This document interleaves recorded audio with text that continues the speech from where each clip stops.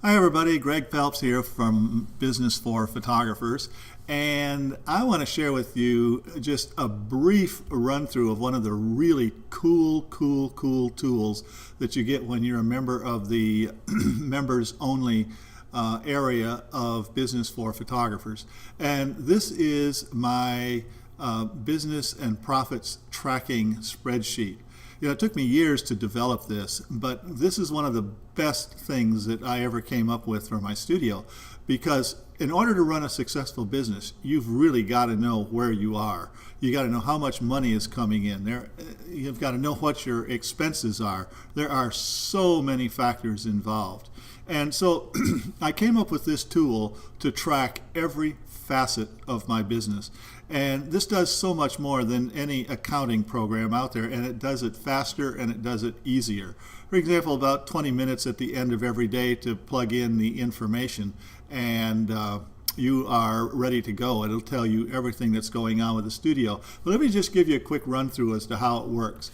Over here on the far left side of the screen, you'll notice we have it developed or broken into the different kinds of photography that you might do as a photographer.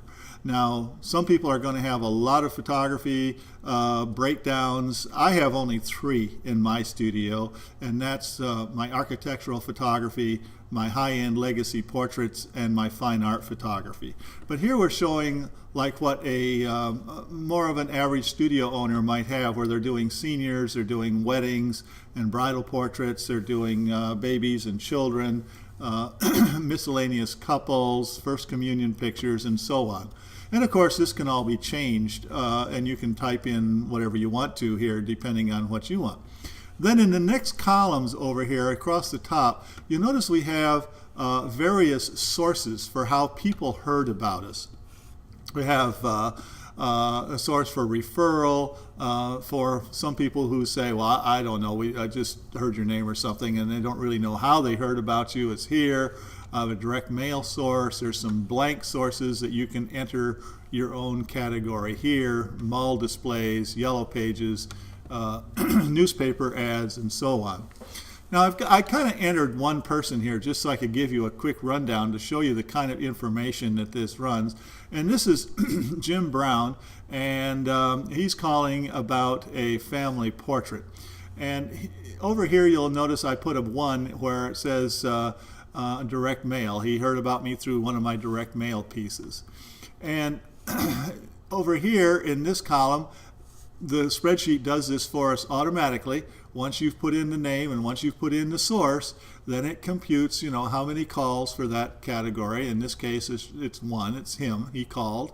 And then in our studio, one of the most important things that we do is we have a design conference or a consultation with our clients before we ever do any photography. And so I put a 1 in here because Jim did make that an appointment for that conference. And then next to it, we have another 1 because he kept the appointment. So next it shows the percentages of appointments made to the number of calls. In this case, it was 100%.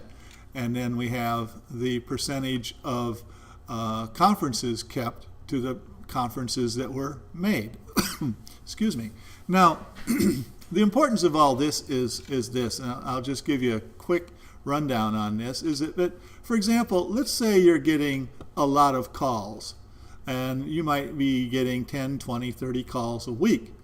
And let's say that, for example, here under total conferences made, that you're only putting down a small percentage of numbers here. Maybe instead of 10 conferences made out of 10 calls, you're putting down 2 or 3 conferences were made out of 10 calls. Well, you see, when you go and you look at this, this tells us, oh, our telephone techniques must be pretty weak. We're going to have to really look at what we're saying on the telephone.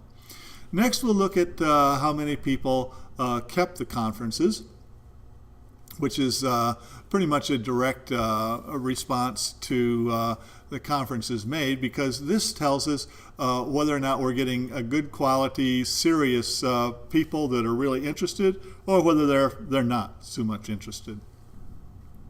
Next, we have the conferences made and conferences kept, and that is further refines how our telephone sales are doing, and then how our conference sales are doing. Now, next column you have the number of bookings. In this case, we're saying that Jim, he hired us to do a photography session, so we have this one session here. But let's say you have a whole lot of conferences made, and you have a whole lot of conferences kept, but you have a very small number of actual bookings. In this case, that tells us that our sales presentations at our conferences must be kind of weak, and so we need to work on that. So you see how the information is starting to build about what we're doing in our studio. Next, we have the gross sales. What was the amount of money that the person spent when they hired us to do photography? Next is the average, so that we can find out what we average do. Next, we have the cost of production, and this is really important because this shows us exactly how much each session is costing us to produce. Next, we have that broken down into a percentage. And then here in this column, for this particular studio situation, we have a 10% profit. That can be used any way you want to. If you want a 15 or 20%, we can change this and then easily change the arithmetic down here to compute what that profit would be. But on a $5,000 sale, a 10% profit would be $500. And then we have next is a gross contribution to overhead after you subtract off the profit, and that tells us $4,500. And then after we've subtracted the profit and the cost of production, we have a contribution of overhead of $4,300. And then next we have the percentage of the total gross sales. And this is really cool because this lets us know if our total gross sales at any particular time is X.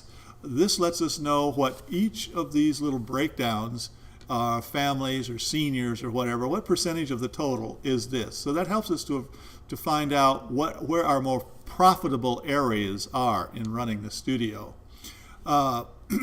Then my two favorite columns over here are the last ones. Here is where we put in a figure for how much we have to bring in a year's period of time to reach our profit goals and to reach our overhead expenses and everything else. And we put that figure in here. And then the math is already done for us so that every time we do a session and we've put in the proper figures, it will tell us right down here how many more sessions we have to do. So with a gross sale of $167,000, we have to have 32.4, or call it 33 more sessions that we would have to do this year in order to meet that goal.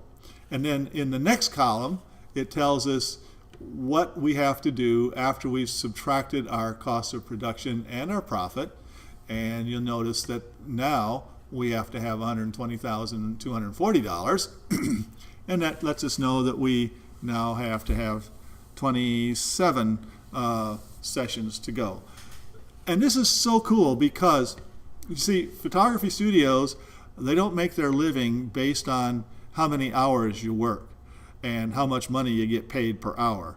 You get paid depending on how many sessions you do and how much money per session you make, and how much of that money goes towards overhead and how much of it goes towards your profit. That's how a studio works, not the other way. And so this, at any given time, tells us how many sessions we have to do. So if we end up in here of a couple of small sales, well, that's going to figure in, and we might see from time to time this number going up a little bit because we had some kind of loser sales in there. And so now we're going to have to work a little harder to make that up. So that's how this tracking system works. It's yours for the use. You can download it. All the math is done. And like I said, it's a really, really cool feature of Business for Photographers if you belong to the members only. So that's it for this time. We'll talk to you again soon. Bye for now.